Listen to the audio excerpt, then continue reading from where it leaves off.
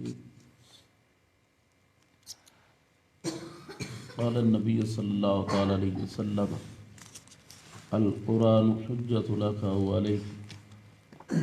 کریم آقا صلی اللہ تعالی علیہ وسلم انہوں نے ارشاد فرمایا کہ قرآن تمہارے لیے حجت ہے یا تم پر حجت ہے، تمہارے لیے حجت ہے یا تم پر حجت ہے۔ مراد کیا ہے؟ قرآن یا تو تمہاری شفاعت کرے گا یا تم پہ دعویٰ کرے گا، یا قرآن تمہاری شفاعت کرے گا یا تم پہ دعویٰ کرے گا۔ اب یہ دو صورتیں جو ہیں، شفاعت کرے گا تو یقیناً وہی لوگ کہ جو قرآن کے خلاف نہیں ہیں، قرآن کے ایمان لائے ہیں قرآن پر، اب قرآن کے خلاف نہیں جاتے، نہ قرآن کو چھوڑنے کے ساتھ ان کا گزارا ہوتا ہے، قرآن کو چھوڑ کے وہ اپنا گزر بسر نہیں کر سکتے۔ جس طرح بندے کی ایک محبوب شے ہوتی ہے، پیاری ایک شے ہوتی ہے، وہ اسے چھوڑ نہیں پاتا۔ مومن کی یہ نشانی ہے کہ وہ قرآن کے نہ تو خلاف کر سکتا ہے اور نہ قرآن کو چھوڑ سکتا ہے، اور یہ چھوڑنا بعض دفعہ عملی طور پہ ہو جاتا ہے کہ قرآن کے خلاف عمل ہو، تو قرآن کے خلاف جس کا عمل ہوگا وہ قرآن اس کی سفارش نہیں کرے گا، اس پہ دعویٰ کرے گا کہ یا اللہ اس نے میرے خلاف کیا ہے یا بےادبی کی ہے کسی نے قرآن کریم کی، تو اس پر، اور وہ لوگ جو لوگ قرآن کریم کی تنہائیوں میں بیٹھ کے تلاوتیں کرتے ہیں، گھروں میں کونوں میں بیٹھ تلاوتیں کرتے ہیں، مساجد میں بیٹھ کے تلاوتیں کرتے ہیں، اور پھر قرآن کے خلاف نہیں جاتے، اللہ تعالیٰ جل شانہ نے ان کو بے شک ایک تو حضور کا امتی بنا کے نوازا ہے، اور دوسرا یہ بھی ایک انعام ہے جس کے ساتھ اللہ تعالیٰ نے ان کو نوازا ہے۔ اور یہ بھی آپ یاد رکھیں، اپنے معاملات میں اگر کوئی ہو بھی جائے، آپس کی کوئی خرابی ہو جائے، کوئی رنجش کو درمیان کا معاملہ ہو جائے، تو اسے کوشش کریں سلجھانے کے لیے نظام قرآن کی طرف، یعنی کہ کسی عالم کے پاس لے جائیں سب سے پہلے۔ یہ آپ کے ایمان کی نشانی ہونی چاہیے۔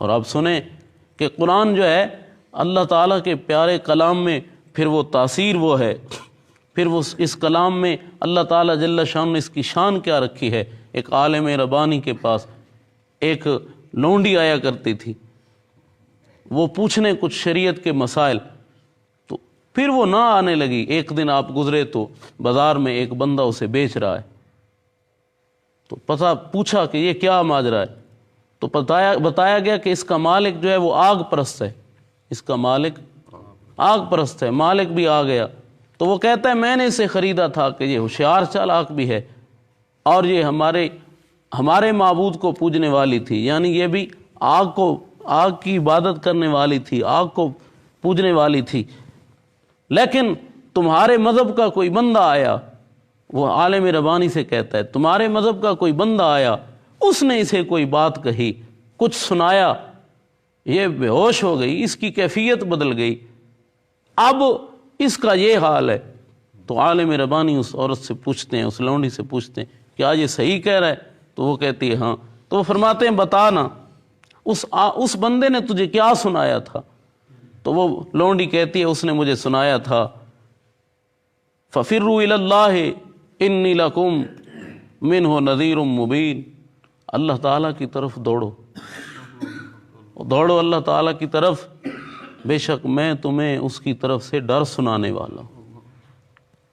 اور پھر اس نے جب کہا وَلَا تَجْعَلُوا مَعَ اللَّهِ إِلَٰهًا آخَرَ، کہ اللہ تعالیٰ کے ساتھ کسی چیز کو شریک نہ ٹھہراؤ، بے شک میں تمہیں اس کی طرف سے ڈر سنانے والا ہوں۔ بس یہی جملے اس نے کہے اور میں بے ہوش ہو گئی۔ بے ہوش ہونے کے بعد میری جو کیفیت ہے وہ آپ کے سامنے ہے۔ یہ بات سنی جب عالم ربانی نے تو وہ فرماتے ہیں اس سے آگے کی آیتیں میں تمہیں نہ سناؤں؟ تو انہوں نے آیتیں پڑھنا شروع کیا، یہ کچھ آیتیں، اور پھر بات یہاں تک لے آئے وہ عالم ربانی۔ انہوں نے اللہ کے پاک کلام کی یہ آیت پھر پڑھی کہ ان اللہ والرزاق ذو القوۃ المتین، بے شک وہ اللہ تعالیٰ جو ہے وہ رزق دینے والا ہے، اور وہ اللہ تعالیٰ جو ہے وہ قوت والا ہے، وہ طاقت والا۔ محبوب پاک صلی اللہ تعالی علیہ وسلم کے غلام سخت طاقت والا ہے، طاقت ہی طاقت والا ہے۔ اب ربانی نے تو اس کو جو لینے والے تھے، ایک آ گیا اس کے چچا کا بیٹا جو اس سے محبت رکھتا تھا، اور وہ بھی آگ پرست تھا، وہ کہتا ہے میں اسے آگ پرستی کی طرف لے جاؤں گا، مجھے لینے دو۔ اسے کیا خبر کہ اسے قرآن سے دم ہوا ہے، اس کے دل میں قرآن کا عشق جاگا ہے، اس کے دل میں قرآن کی محبت جاگی ہے۔ اب اسے جب لے کر جانے لگا، عالم ربانی پریشان ہونے لگے کہ یہ لڑکی پھر مشکل میں آ گئی، یہ لونڈی ان کی پھر مشکل میں آ گئی۔ تو وہ کہتی ہے حضور پریشان نہ ہوں، آپ آگے دیکھیں کیا ہوتا ہے، آپ آگے دیکھیں کیا ہوتا ہے۔ اب وہ عالم ربانی کچھ دنوں بعد جب مسجد میں آتے ہیں تو وہ مجوسی مسجد میں کھڑا نماز پڑھ رہا ہے۔ وہ مجوسی جو اس مسلمان عورت کو مجوسی بنانا چاہتا تھا، وہ مسجد میں کھڑا نماز پڑھ رہا ہے۔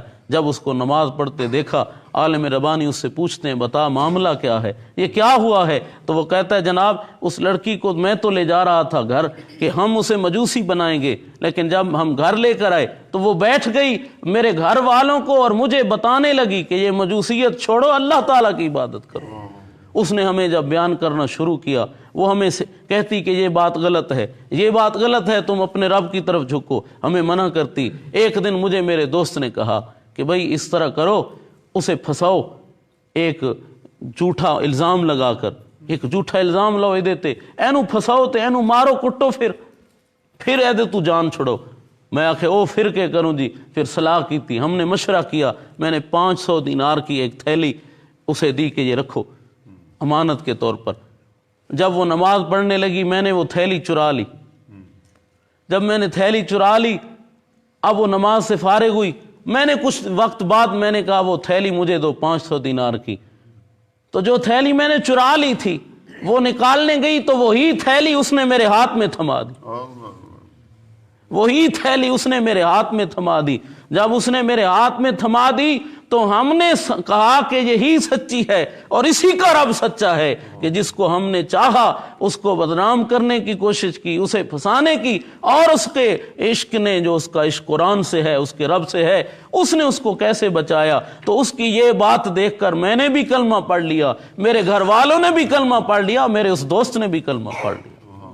اوہ قرآن کریم، اے دیکھو 2 آیتیں سنیے تے دل کی کیفیت بدلی۔